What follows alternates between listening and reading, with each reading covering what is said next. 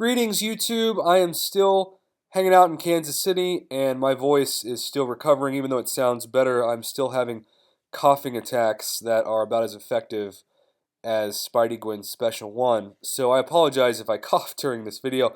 I'm going to do my best to hold off until I hit the end of the record to just have one of those spells. I got a lot of requests to talk about this post, which I will put a comment and pin that comment to give you the link if you haven't seen it. It is the developers' thoughts on improving Alliance Wars.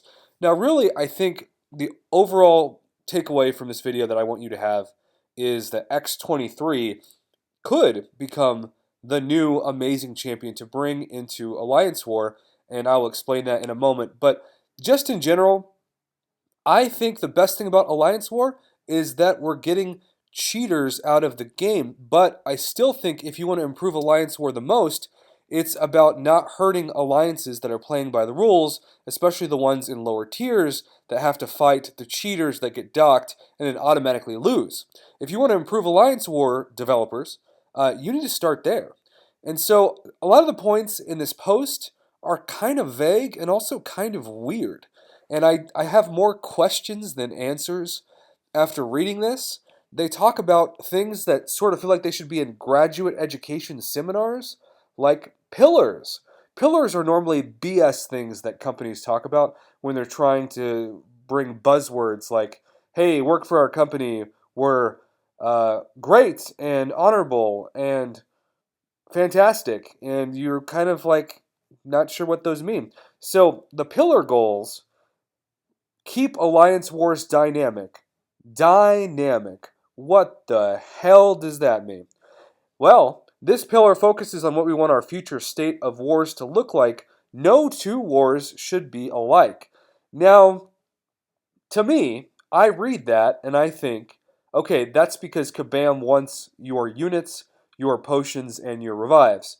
No two wars should be alike because if you bring in champions that aren't the best attackers for the defenders you face, you're going to screw up. And when you screw up, you're going to have to use more boosts and potions and revives. So my entire takeaway from most of these quote-unquote suggestions is that Kabam feels like they need to make even more money off the community in Alliance War, and that's why they're tweaking it. Am I a fan of this? Of course not. I hate Alliance War. I think it's amazing that I got really, really lucky with those Alliance War crystals, and my Gold 1 Tier 2 Alpha rewards were worth so much that I saw plenty of Master brackets that didn't get the amount of T2 Alphas with more than twice as many crystals, and that seems like something that should be almost criminal, and yet it is kind of just the state of the game as long as those crystals remain RNG dependent and nothing else. So, you can see it's a lot of talking about the pillars and how it's dynamic, and then we're going to encourage counterplay, which again is a weird thing to say, at least to me. So it says, going hand in hand with keeping the mode dynamic, encouraging counterplay means encouraging more strategic decisions to be made when choosing how to counter an opponent's challenges that have been placed. So here's a paragraph that I don't agree with. Since the Alliance War meta has become stagnant, summoners have little opportunity to overcome challenges strategically and are placed in a have or have not situation. Well, that's how the game's always been. You either have Blade or you don't. You have Corvus or you don't. This is how they designed the game. This is why crystals are fun to open, because you know there are champions that are game changers and champions that aren't. If you're trying to punish the summoners who have ranked up those champions because those champions are too good and you use too few of items, kabam, that's on you. That's not on the community. And if you all of a sudden make those offensive juggernauts of Alliance War worse and you don't give rank down tickets, you are going to set a wildfire of anger that we haven't seen since the overheating issue this summer. I don't think Alliance War is that broken. I just think that the cheaters need to have bans, and most importantly, as I said in another video, that whoever cheats forfeits their right to not be outed to their alliance. And if you cheat, the rest of the alliance should not have to guess who it was that cost them Alliance War points. That's one of the biggest problems, and that's not addressed at all in any of this discussion.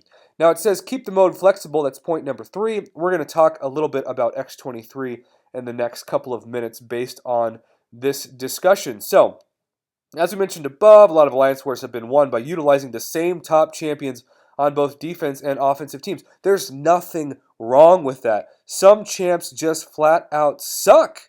It's not like I'm going to be like, well, I was going to bring Blade in, but now that it's dynamic, I'm going to bring in Colossus. Thanks, Kabam.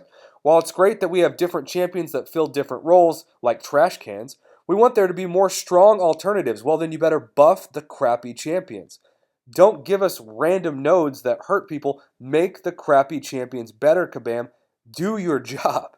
Currently, summoners who are lucky enough to collect certain champions will have a large advantage over summoners that haven't. That's also Kabam acknowledging, hey, we've created a lot of crappy champions, and there are a couple that were probably more OP than we even thought they would be, and now you basically have them or you don't. Again, this is why I love playing this game. I am okay with opening trash at the expense of getting a chance for getting an amazing champion. I don't want them to make everyone equal, and I don't want them to use Alliance War, certainly, as a mode for evening out the strengths and weaknesses of each champion. So it says the strategic element in Alliance Wars is lacking. Having the right champion and being lucky in crystal pulls is much more important than we would like it to be. Well, tough. That's just how it is. What we want to do is add more value to other champions. Well, if you do that the right way, you should just add value to the champs like you just did with Venom and Carnage, and not just make it to where I just can't imagine like ever thinking, all right, I'm not going to put Korg on defense. I'm going to put Spidey Gwen because Kabam has added so much value to this champion that I'd be an idiot not to. I just, the champs are too imbalanced in terms of power, and that's okay. They just need to acknowledge it's on them, not on us. Okay, so I'm going to talk about X-23 now because we are bringing in this new amped up buff for Season 5, which means female champions, which of course X-23 is a female champion. You bring to this fight receive increased class bonus effects. And it's interesting because bleed immunity is the next buff, but we know that X-23 has a unique ability to actually not need to cause bleed and still have a great critical hit rate. So if X-23 isn't affected by the bleed immunity and she still crits like she would, like say she's fighting, I don't know, Iceman or Colossus, then she all of a sudden becomes a amazing top option for these kind of global nodes. And I'm really excited to see that because my X-23 is awakened and already at rank 3, and who knows, maybe this kind of thing would inspire me to take her to rank 4. Probably not rank 5, but maybe. I know some people who have completed Labyrinth of Legends with her. So overall, here's my thoughts. First, there's a lot more questions than answers after these very vague, wordy posts. Words like dynamic don't mean anything to me. They just sound like Kabam speak for we want your units and your money. And Alliance War is already burning people out. And I'll give Kabam credit for this. They have taken down enough of their heavy hitters that it has probably hurt them in their wallets. And so it seems to me like because you take down the MMX of alliances, you have to get more money from everybody else. And this is a way to kind of guarantee that the average summoners, the average alliances that aren't cheating, are going to have to fork over more units and more boosts because they're not going to be able to bring the same champions and get a desired result if they play well. Even champs like Blade and Corvus, which, make no mistake about it, this buff number 2, the bleed immunity, that is a direct shot at Blade in Alliance War. That is a direct shot of saying we know that Blade is too powerful. We even revealed that kind of cheekily in the Deadpool monthly event, and now we want to make sure if you bring in Blade that you aren't able to bleed out the opponent at all like you would normally even with his special one. And as somebody who brings Blade into every Alliance War, I'm not too happy about that, but maybe those of you who don't have Blade are happy about that. I do hope like champions like Quake, my Bae, a female champion who doesn't cause bleed, maybe this is even more of an incentive to have me bring her up to, say, rank 4 for Alliance War. But in general, I think I see through all of Kabam's tactics with this post because it just feels like overall they're trying new things to get everybody to have to fork over more units and more money because since they've lost some of the top whales, if you will, They've got to, instead of taxing the upper class, they've got to bring the middle and lower classes down to the same level and the need to compete. And the rewards in Alliance War, as it stands, are not worth spending that many units on it.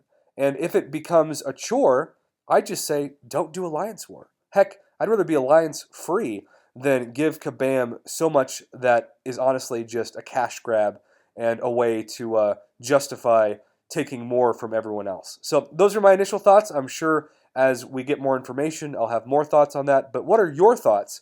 Please comment below and let me know. And somehow I survived about 11 minutes without coughing. So that is a miracle in itself. Thanks again to everybody also who messaged me either directly on the Line app or on YouTube to give your condolences and your prayers and your thoughts to my friend that lost her father. I was able to meet with her last night and pass on your well wishes. And even though she doesn't know any of you, it meant a lot to her. So it's just nice to see a community that's kind and supportive, even when it's a stranger that you're doing the kindness and supportive to. Take care, YouTube.